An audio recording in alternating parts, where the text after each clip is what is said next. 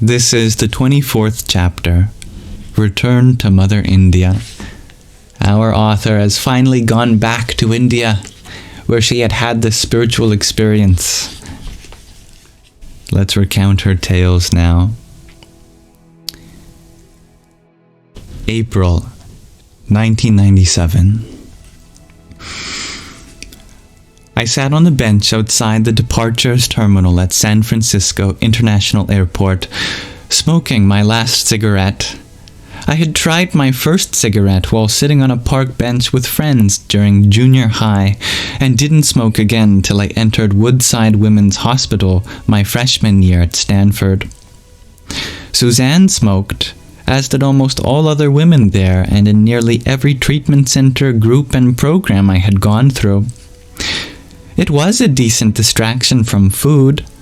She had an eating disorder, if you recall, in her childhood. Actually, not just her childhood, but through some of her adult years as well.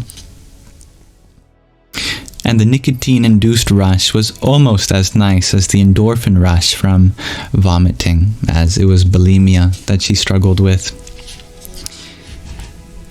Not quite, but almost.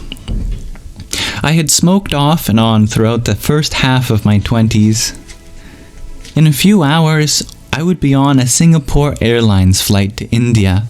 This time, however, I wouldn't have my husband Jim's lap to lay my head in, or be able to laugh with him about the frequency with which Singapore Airlines served food. She had gone with her then husband Jim the first time to India, but they ended up beginning to separate while they were there. Now they're no longer together. Really? Time to eat again? Always ready for a good spicy vegetarian meal, Jim had partaken each time the flight attendants, beautiful olive-skinned women in brightly colored suits with matching hats, had offered. This time, I was flying alone. My remaining possessions were locked up in a storage facility for a year. I had a 1-year leave of absence from graduate school. On a deep level, I knew that this year-long sojourn in India was a charade. I was not coming back. And if you recall, when she met her guru the first time, he told her to go back and finish her degree. And she said, "No, I want to stay here forever." He said, "Why don't you go back and just do 1 semester? And then if you still want to come back, you can." Otherwise, they'll think you're crazy. You're crazy if you stay here. This was not just the last cigarette I'd smoke in a year. It was the last one ever. This was not the beginning of a year-long adventure. It was the beginning of the rest of my life. I had spent many minutes standing on my head earlier that evening, a technique Manauso had taught us, a way of using yoga postures to prevent airplane-induced aches and pains and mitigate jet lag. I've never heard of that.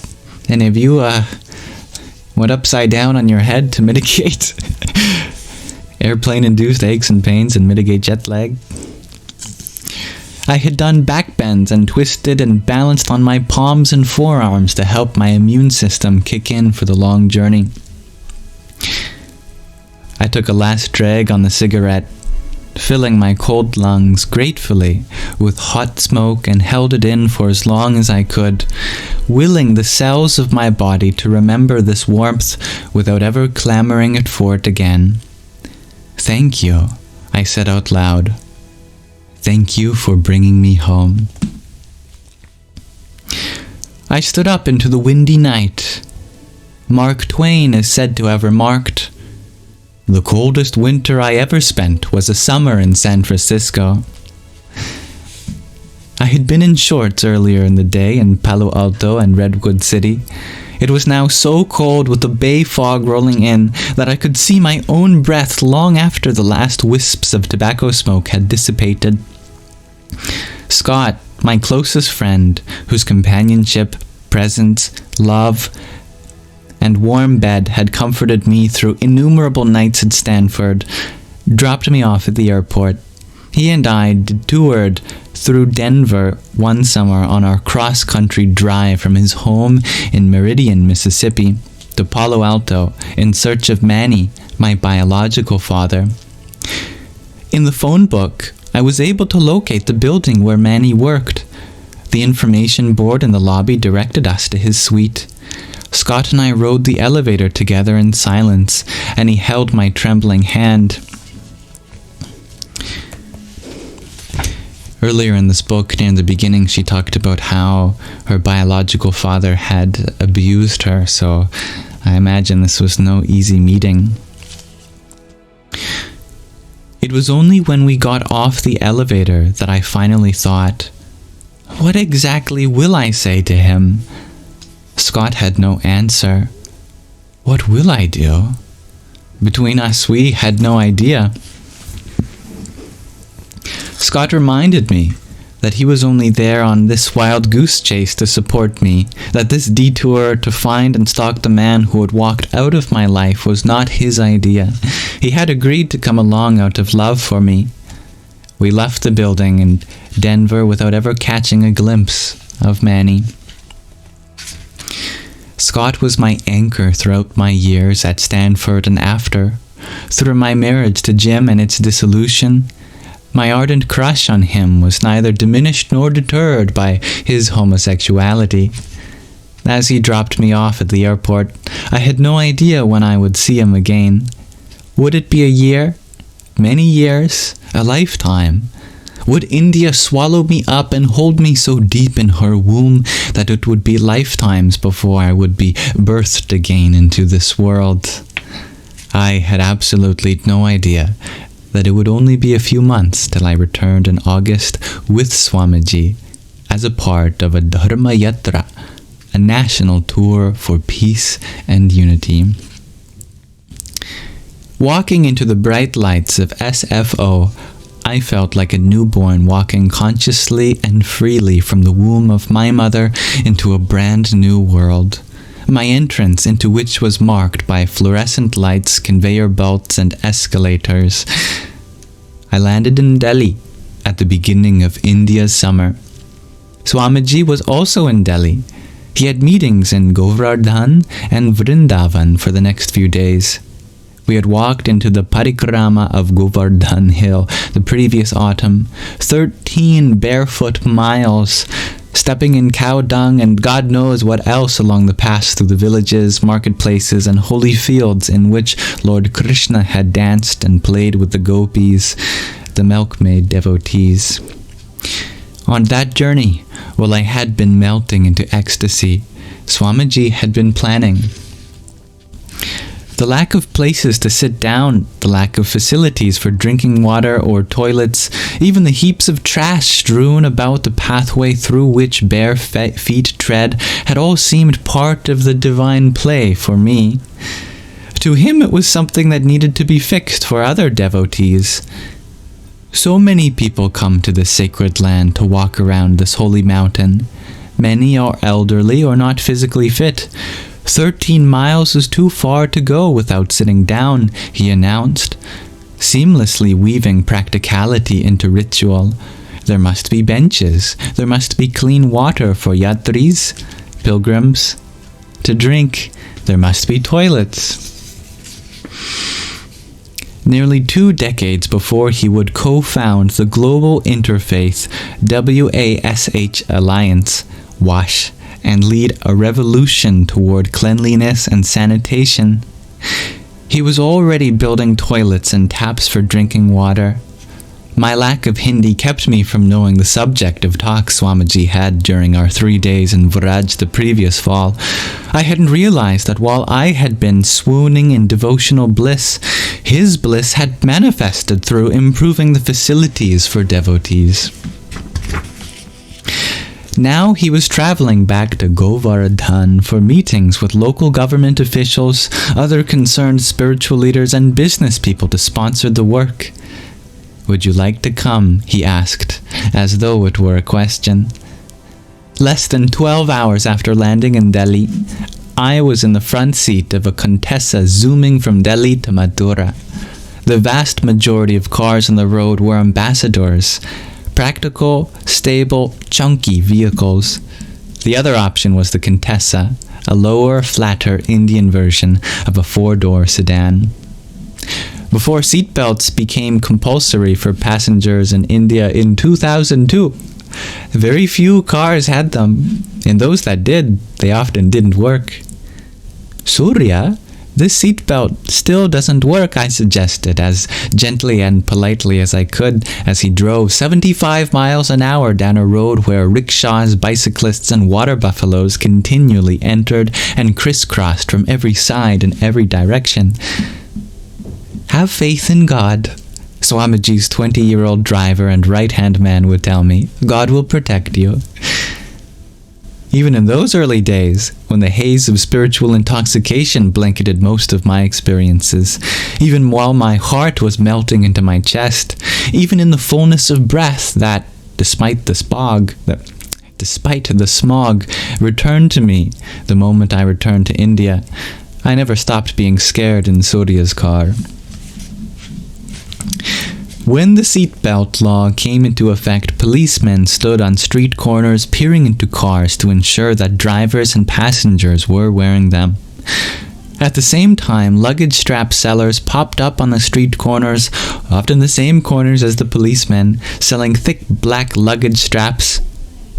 Why in the world are these guys selling luggage straps on the street? I asked. They look like seatbelts, Surya told me. See? He showed me one he had purchased the day before.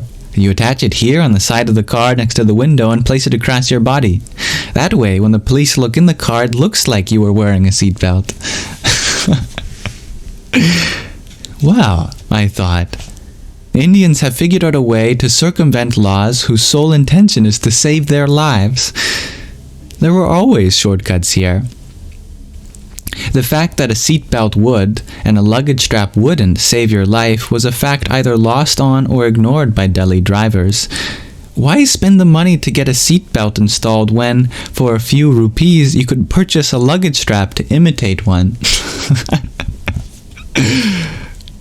As the years went by and my role as Swamiji's assistant or secretary or close devotee or simply the one who wouldn't go away got more solidified, I mustered the courage to reply to Surya's admonitions to just have faith in God.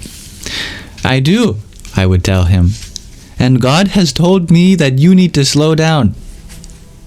At other times I'd say, God insists that you get your seatbelts fixed. American sassiness slowly wove its way into my life in India.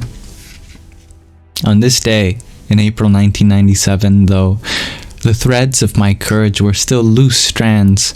So, when I reminded Surya about the broken seatbelt, he got away with saying, have faith in God.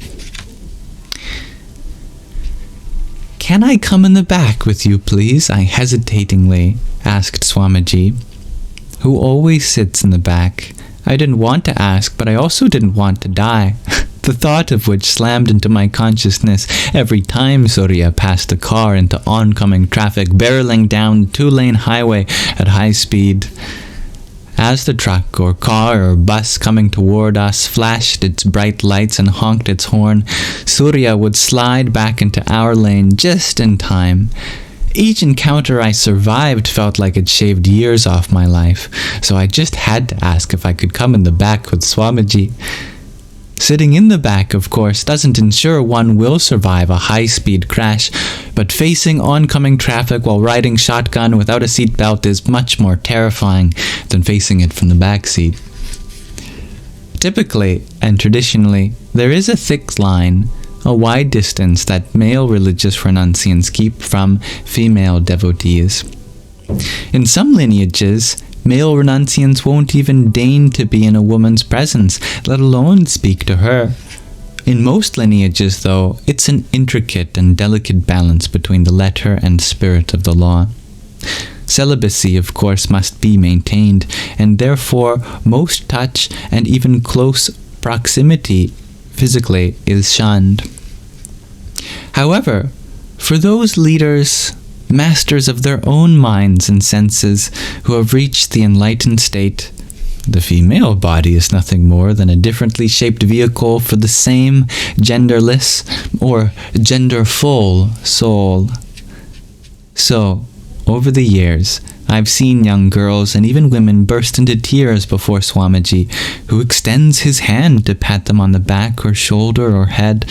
I have seen the same openness, the awareness that although the body may be different, the soul is one, exemplified by a few other renowned saints. Their vows of celibacy are not threatened or compromised in either letter or spirit by comforting the bereaved or accepting a young girl's spontaneous, jubilant leap into their arms when meeting after a long time. Still, over the years, I'd ask, why must these rules be followed? When the answer to, why can't I come, or why can't I do that, was simply, because you are a girl. The letter of the law was followed most of the time. So the question, can I come in the back with you, was not a simple one. If there were 3 passengers instead of 2, in addition to the driver, someone had to be in the back, especially if the third person was Swamiji's stenographer or a young student, and I could be brought into the back without much of a problem. The watchful world would understand that I was a higher-ranking social creature, despite my unfortunate femaleness, than the steno or student, and hence they would understand why I was in the prestigious back seat with the saint. But on this trip, it was just the 2 of us. To bring me into the back with an empty front seat sent a distasteful message. Even with other options available, I have chosen to have her next to me. But I was scared, and he had heard the conversation with Surya. Sure, he said. Surya, stop the car and let her come in the back. I can slow down, Maharaji, if you say, Surya replied with a touch of surprise. He was supposed to be the favorite, and so Swamiji was supposed to take his side and tell me he was a perfectly safe driver and I should stop nagging about seatbelts, but he didn't. He let me come in the back, where I was able to stick my long fingers deep into the recesses of the cushion to pull out the seatbelt buckle, and snap it into place. I watched the sun rise over the fields as the outskirts of Delhi melted into the villages of Uttar Pradesh. Every 20 or 30 feet, the fields were peppered with stacks of cow patties many feet high. Round, thick, brown patties, having dried in the open sun, were now carefully placed one upon another into tall pyramids that looked to the untrained eye like teepees for dogs or very short people. As we headed south out of Delhi and into southwestern Uttar Pradesh, I watched villagers go about their morning rituals. Men and children of both genders soaped themselves up by the side of hand pumps. They then squatted, soapy bubbles and hair of white foam beneath the spout, pumping out of their hair with the other. Sometimes they'd give the lever a few hard, quick pumps, and then use both hands to scrub their scalp or belly under the running water. Women bent low at the waist over fires in their front yards. We weren't close enough to see what they were cooking, but I imagined steaming pots of fragrant chai. Bullock carts laden with sugar cane shared the highway and obscured our view ahead. I thought about driving down highways in the United States where trucks or RV campers beyond a certain width had bright orange signs that read "Caution, wide load." I laughed to myself, imagining the job of sign markers in India if those same laws applied. Caution, stalks of sugarcane rolling into the road. Caution, unsecured tons of hay falling on your car. Caution, vehicle stops for no reason. Caution, vehicle drives against traffic. Children squatted along the side of the road, underwear below their knees, defecating. Their parents must have done so earlier, while it was dark. How did I get here? I wondered nearly aloud. My friends and classmates were starting the spring quarter, calculating the probability of picking black marbles from jars, diagnosing patients from clusters of symptoms, learning about neural pathways, the associated neurotransmitters, and how they correlate with neuropsych dysfunctions. And I was in the back seat of a Contessa, less than a foot from a man revered as an incarnation of God himself, while children pooped and bathed in the dirt along the sides of the road. I looked over at Swamiji. He had large architectural drawings spread across his lap and was making notes in a tiny spiral pad. "Benches should be over here, not here," he whispered to himself. The sun was beginning to stream through the tinted windows of the Contessa onto his hands as they delicately traced the drawings. He must have felt me watching, for he turned his head. Now the light illuminated him from behind, silhouetting his face, but not his eyes. They shone as bright as the sun itself. "Yes?" "Yes, what? What to say? I could only smile, my eyes filled with tears. "I can't believe I am here," I said. "I was so worried that I might not get back." "It's all God's grace," he said, and went back to the drawings.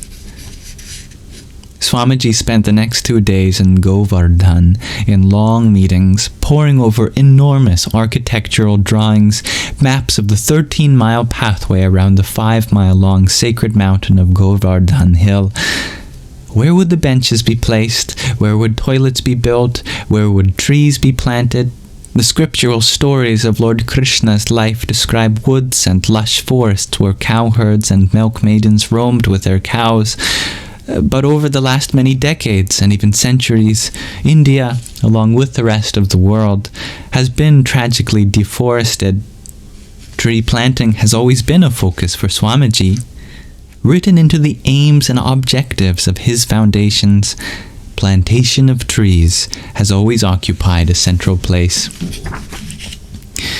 Last page. I walked quickly to catch up with him as he led a team of local authorities in and out of the pathways of Govardhan, beside the sacred kunds, catchment pools, bearing the names of Radha, Krishna's beloved, and Shyam, one of the names of Krishna himself. Pardon me. I couldn't understand a word anyone said, but the excitement was palpable. It was my first glimpse of Swamiji in action. At the ashram, I had witnessed impassioned meetings about programs. In Pittsburgh, I had seen him run the board of trustees, meeting in a mix of Hindi, Gujarati, and English, a nearly full-day event of charts and graphs and numerical reports of progress on the Encyclopedia of Hinduism. But this was different. We had left Delhi at 5 in the morning and driven 3 hours, and after a quick breakfast, he had gone into the first meeting, which he presided over in a way that reminded me both of an orchestra conductor and a circus ringleader. His attention did not stray for even a moment, and his arms and hands spoke as much as his lips. The district magistrate, the commissioner, other local officials, and all those gathered were swept up in his energy field like orchestra instruments playing themselves or lions jumping through flaming hoops. I sat, sometimes on the floor, sometimes on a metal folding chair, sometimes on a soft couch, depending on where and with whom each meeting was held. And in every place I wondered, who am I? And what have I walked into? These were places I'd never heard of before, places that didn't exist on any map I'd ever seen, places that had no relevance in my life till now. And at this moment, swimming in a cocktail drum of delirium, 1 part jet lag and 9 parts bewilderment, I was designated for barefoot lovers of Krishna. I was designed, I should say, for barefoot lovers of Krishna. Yet, other than the jet lag... Oh, wait a second. I skipped a sentence. I was wondering why that didn't make sense. And at this moment, swimming in a cocktail of delirium, 1 part jet lag and 9 parts bewilderment, I was part of a detailed discussion about where toilets should be built on a dirt path designed for barefoot lovers of Krishna. That makes a little more sense. But still ridiculous, isn't it? Yet it all, other than the jet lag, felt so oddly right. Of course, I was here, in this world, planning for benches and drinking water. Of course, I'd be scurrying along dirt paths with trees that had Radhe Radhe painted on them to remind visitors to chant the name of Lord Krishna's sweetest beloved, so that, by grace, Krishna would appear. Of course, I'd be taking notes on discussions being made in languages I didn't understand. Every few minutes, Swamiji would turn his head to me and say, "Write that down." The blank look on my face did not deter him. Fortunately, the teenage son of one of the businessmen spoke English and would tell me, 11 trees to be planted on the land owned by the shopkeeper who is sitting over there. He will look after the trees. And every few hours, I would wake from my open-eyed reverie and wonder, where am I? Placing it on a map was irrelevant. Like Lucy from C.S. Lewis's Narnia Adventures, I had walked through my own wardrobe and, sans lion and witch, I was home.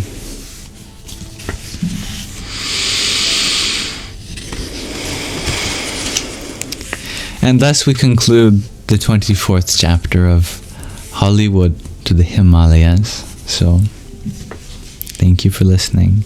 She is home. And that home happens to be in the middle of nowhere. India. Despite being an American-born woman. How lovely that she takes us with us many decades later, interweaving her stories with many spiritual lessons along the way and the absurdity of it all. Om Aing Saraswatyai Namaha.